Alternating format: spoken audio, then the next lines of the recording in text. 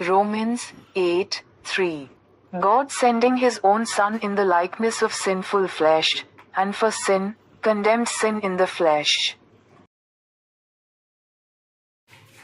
రోమ 8:4.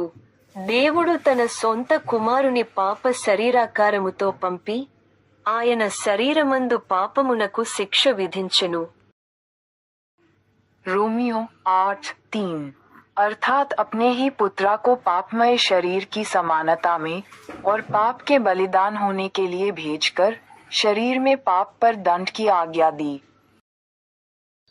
റോമർ 8:3.